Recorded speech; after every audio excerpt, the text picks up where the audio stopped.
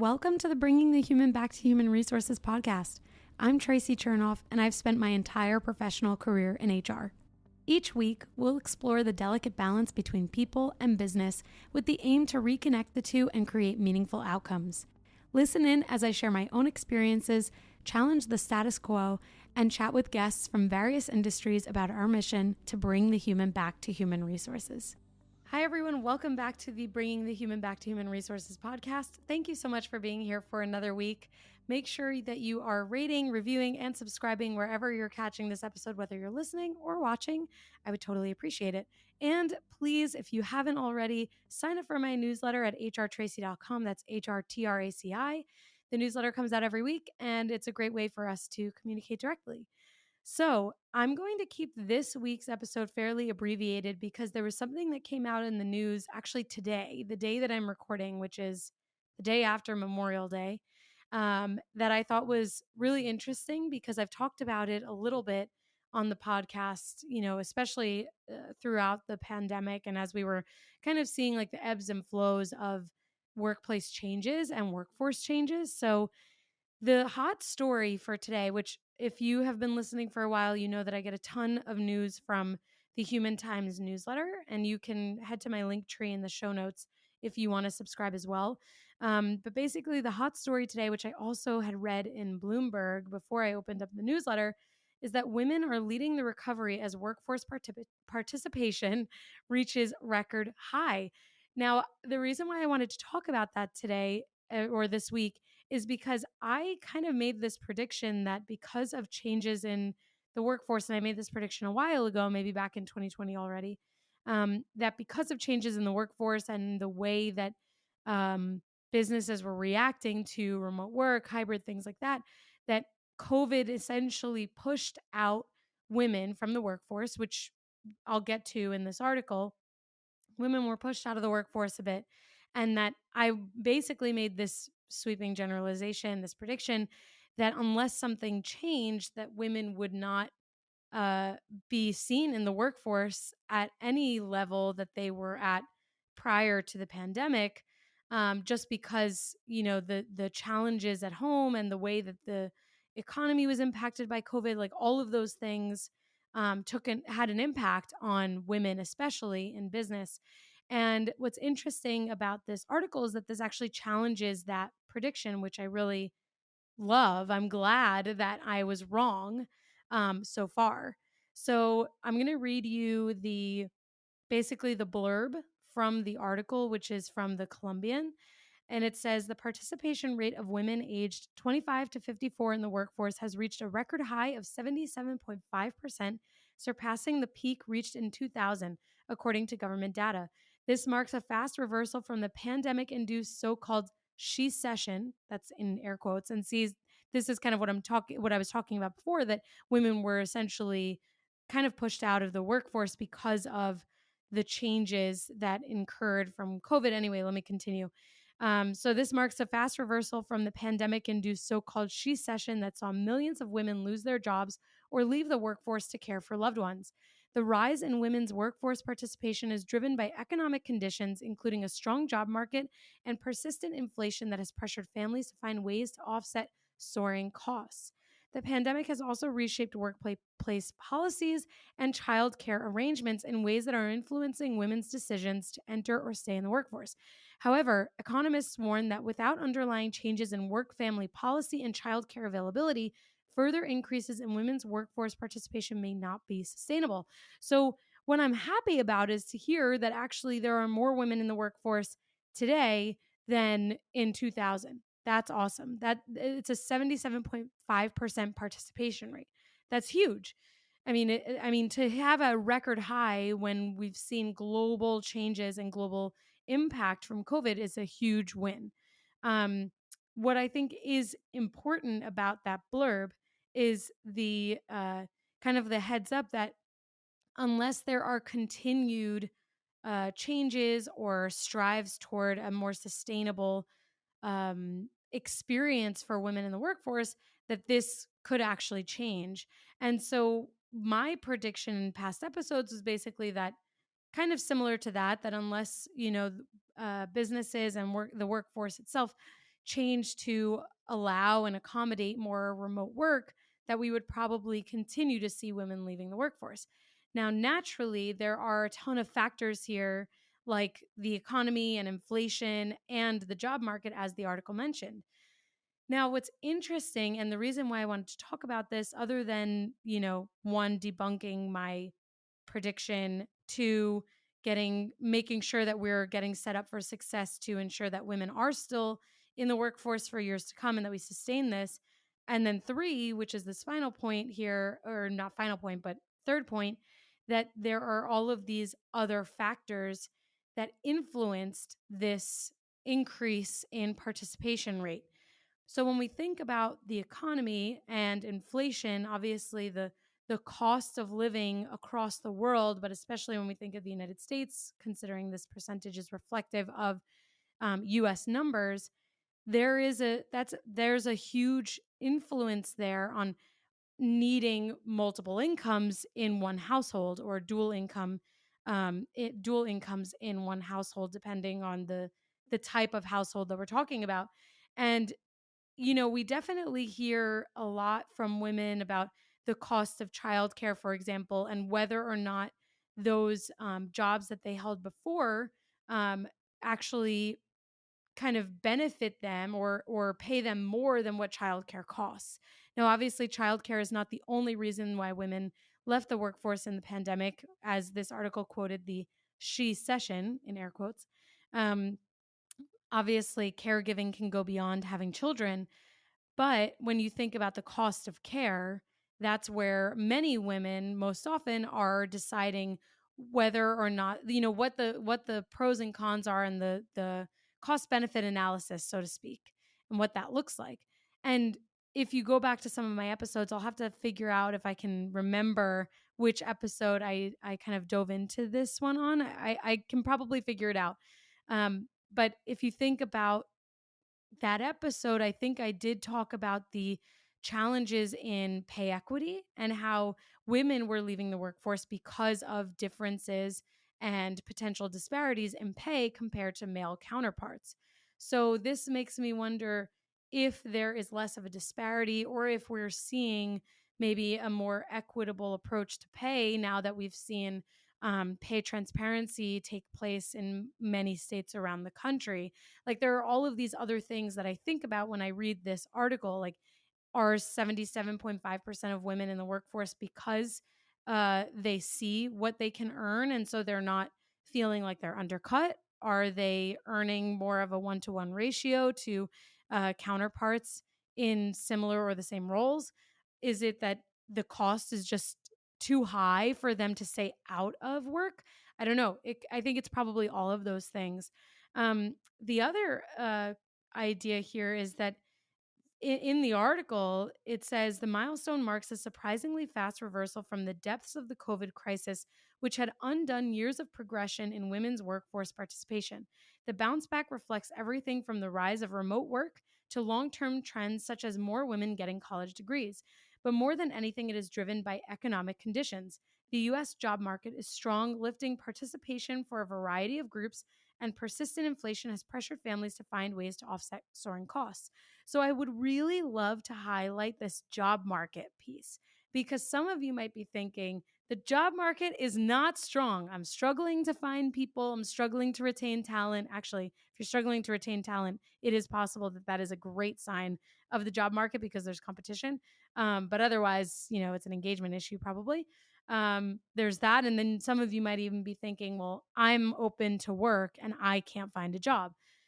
That doesn't necessarily mean that the job market isn't strong. The job market being strong really is pointing to the number of jobs and the number of people open to work, as well as, even just looking at jobs that are being created.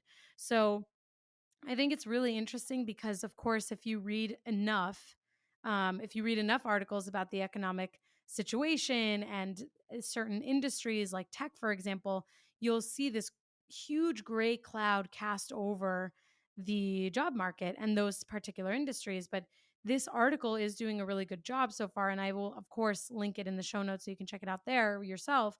But this article is doing a good job of explaining that actually the job market is fairly strong. So I'm going to read this other portion here for you to kind of understand what I mean when I'm saying the job market is strong because of all these factors. Job openings, while declining, continue to outnumber unemployed workers 1.6 to 1, and the unemployment rate, now just 3.4%, matches its lowest level since the early 1950s. So don't let the news scare you. Unemployment is very low. Naturally, I then start to think, well, are there more influencers? Are people like entrepreneurs and they're figuring things out for themselves? Maybe they're not claiming unemployment. Like, there are all these things that I think about, but it is really important to understand levels of unemployment. When inflation is high, obviously costs are high. Its costs are high for businesses and individuals. And when costs are high, it tends to result in cost cutting measures, right? So we saw the tech industry go through hundreds of thousands of layoffs for people, right?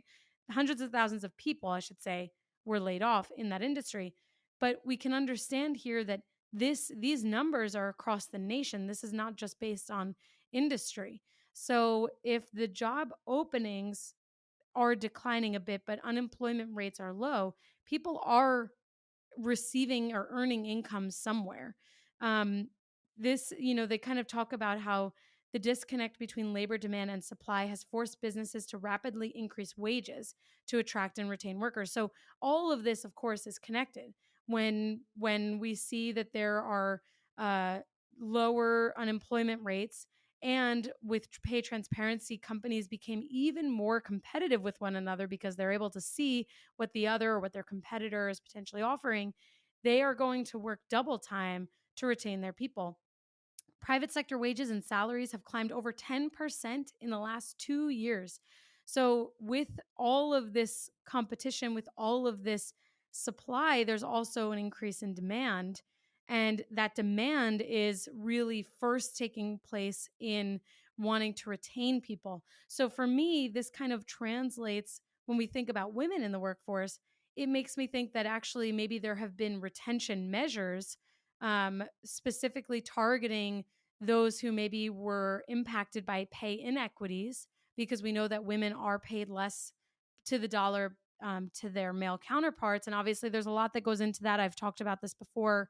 It's not, we can't just look at it black and white, but it's an important distinction to make that it is possible that we're seeing this surge or increase, record level high of women in the workforce because of all of these microeconomic factors that have resulted in businesses needing to increase, having this increased demand and increase their wages and increase the ways in which they're retaining and attracting their talent.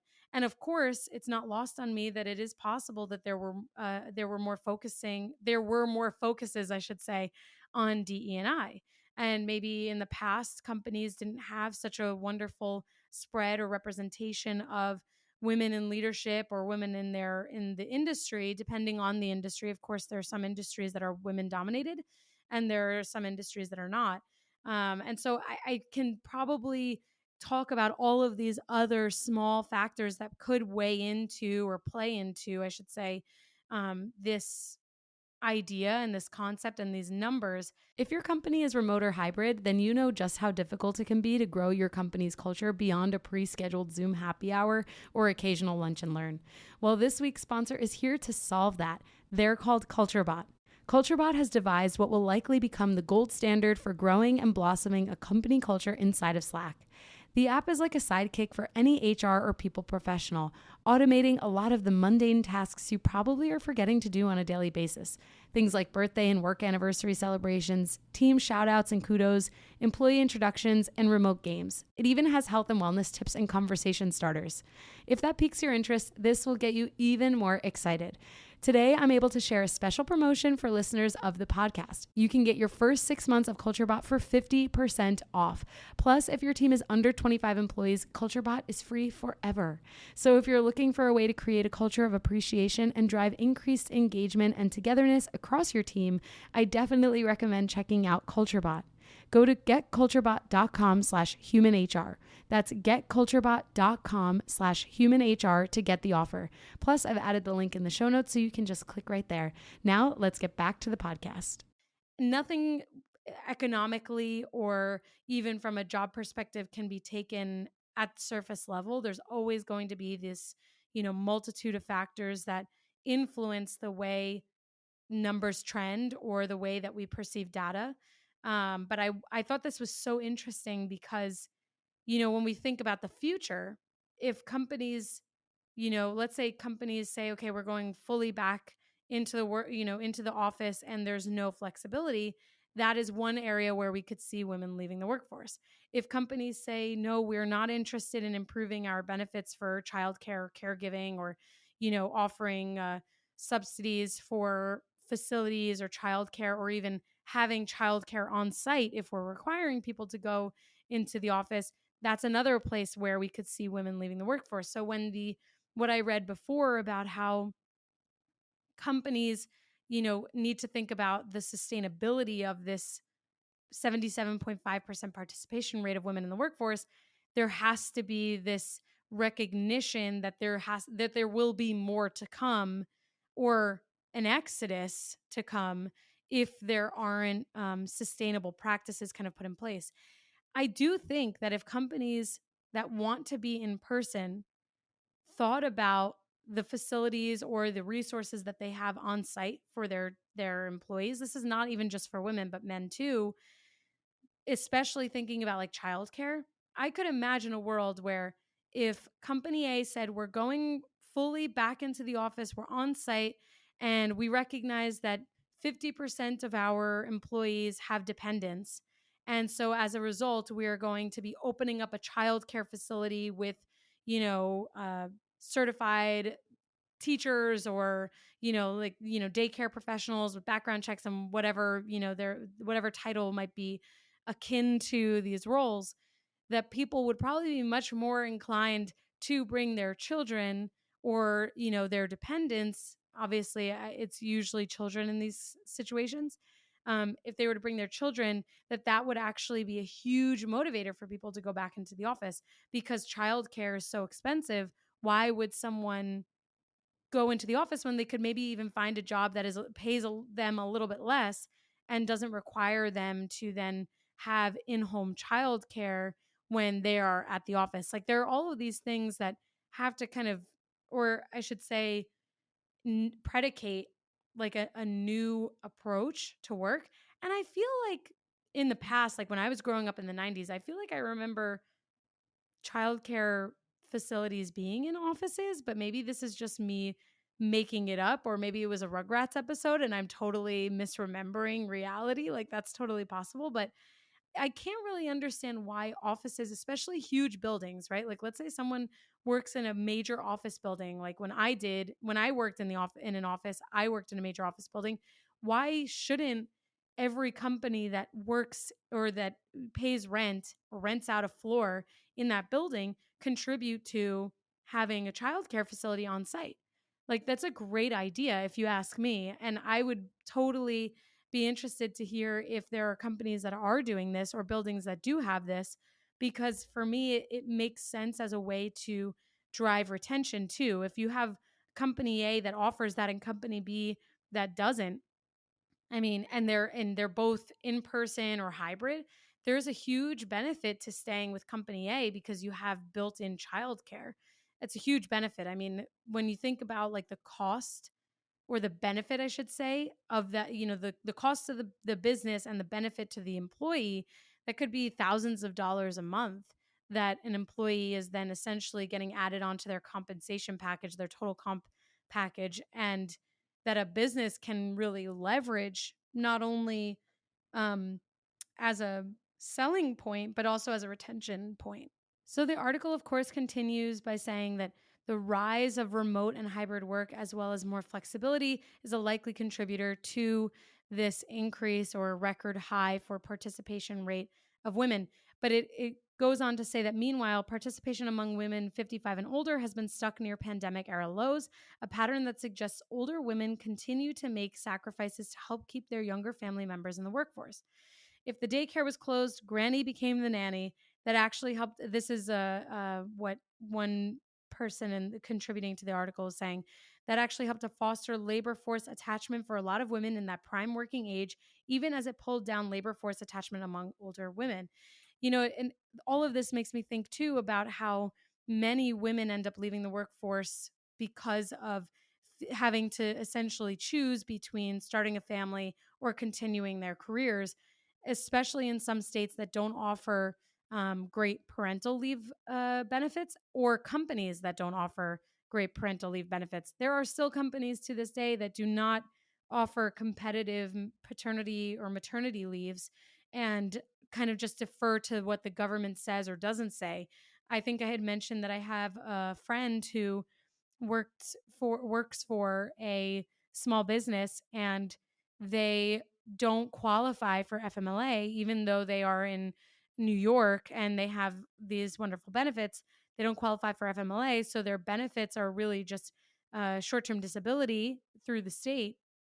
But aside from that, they don't actually have the time off to bond with their child or recover. I think the business that they work for is actually only offering 6 weeks, which is not even enough time if a woman has a cesarean section after birth, or after giving birth to a child. So, you know, companies or businesses that don't put these policies first because they don't necessarily see or want to see how impactful they are going to be the losers in the end. Not only losers because they're losers for not offering better benefits, but also losers because they're going to have difficulty attracting and retaining women in their population. So all of that said, I realize that this is like basically an episode talking about an article and the my prediction and kind of what we could see for the future of the workforce.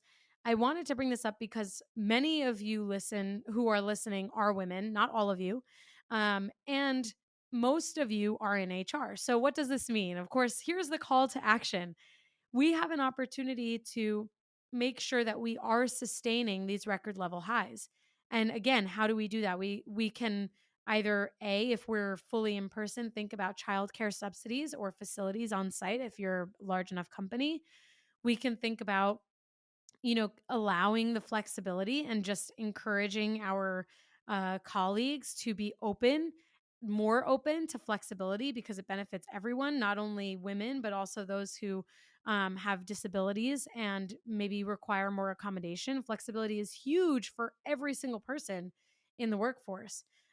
Three, we could really think about these parental leaves and being more competitive and offering more than what the government says we should offer. The government is the bare minimum, right? Like that is what laws are all about. It's like this is the bare minimum of what is tolerable or what is allowed or what is recommended and required. And some states go above and beyond what the federal government says, and some states do nothing.